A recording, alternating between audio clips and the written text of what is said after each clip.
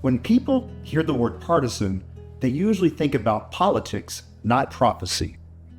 But partisanship is not limited to political parties. At its core, partisan thinking is a way of organizing the world into us and them, right and wrong, faithful and unfaithful. It's not simply having strong convictions. It's when conviction becomes fused with identity, loyalty, and moral certainty. Once that happens, disagreement stops being informational and becomes existential. We see partisan thinking most clearly in politics, but it also appears in religion and especially in prophetic discourse. In political spaces, partisanship organizes around power, nation, and threat. In religious spaces, it organizes around truth, holiness, and obedience. When religion and politics merge, the intensity multiplies.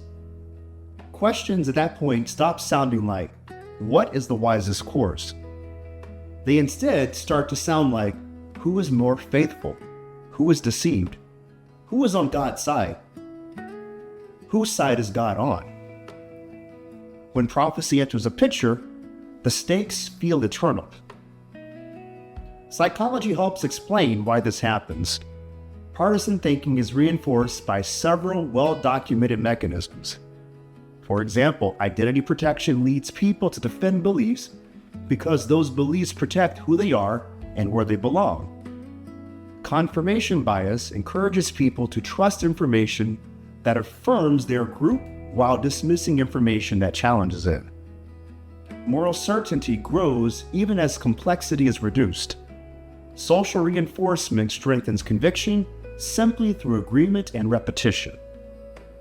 These dynamics do not require bad intentions.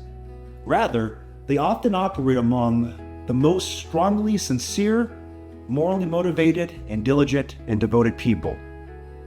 The issue is not hypocrisy. Rather, it is how certainty functions once belief becomes social and emotional. Prophetic language is particularly vulnerable to partisan capture because it already speaks in moral terms: obedience, judgment, blessing, and warning.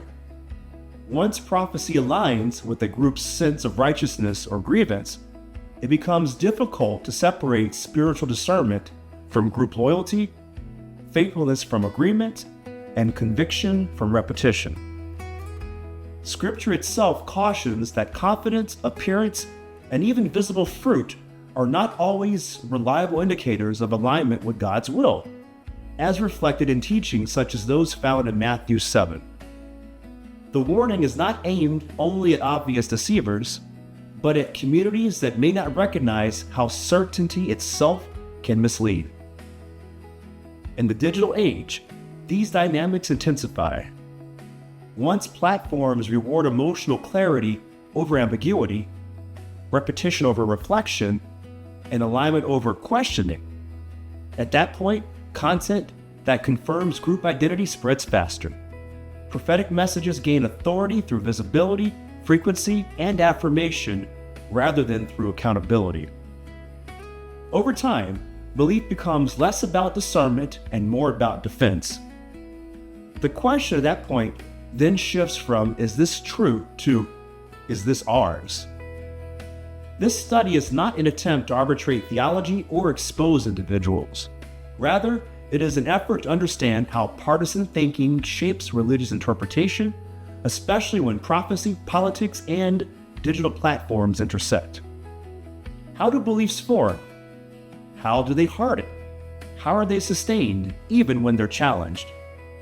If you found yourself navigating these tensions between faith, certainty, community, and doubt, this is an invitation to dialogue.